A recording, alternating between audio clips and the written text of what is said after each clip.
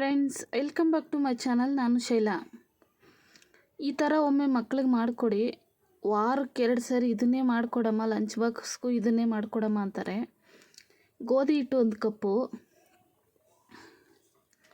ಈರುಳ್ಳಿ ಸಣ್ಣ ಸಣ್ಣದಾಗಿ ಉದ್ದುದ್ದಕ್ಕೆ ಕಟ್ ಮಾಡಿರೋ ಈರುಳ್ಳಿ, ಒಂದು ಸ್ವಲ್ಪ ಆಲೂಗಡ್ಡೆ ತುರಿದು ಹಾಕ್ಕೊಂಡಿದ್ದೀನಿ, ಸೌತೆಕಾಯಿ ಅದನ್ನು ತುರಿದು ಹಾಕ್ಕೊಂಡಿದ್ದೀನಿ, ಕ್ಯಾರೆಟ್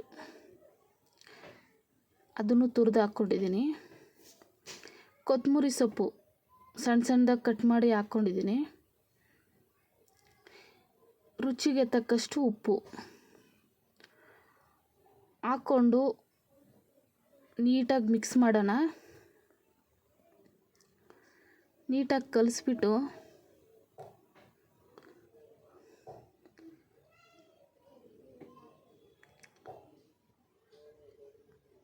ನೀರು ಹಾಕ್ಕೊಂಡು ಇವಾಗ ಕಲಿಸ್ಕೊಳ್ಳೋಣ ನೀಟಾಗಿ.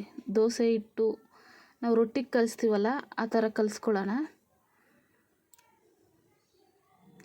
ಕಲಿಸ್ಕೊಂಡು ತವ ಇಕ್ಕಿ ದೋಸೆ ಹಾಕ್ಕೊಳ್ಳೋಣ. ನೋಡಿ,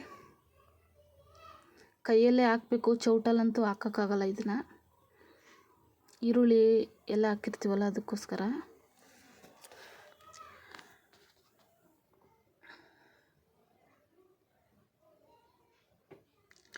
ಈರುಳ್ಳಿ, ಕೊತ್ತಂಬರಿ ಸೊಪ್ಪು, ಆಲೂಗಡ್ಡೆ, ಆಮೇಲೆ ಕ್ಯಾರೆಟು, ಸೌತೆಕಾಯಿ ಫ್ಲೇವರ್ ಮಾತ್ರ ಎಲ್ಲದಕ್ಕೂ ತುಂಬಾ ಚೆನ್ನಾಗಿತ್ತು.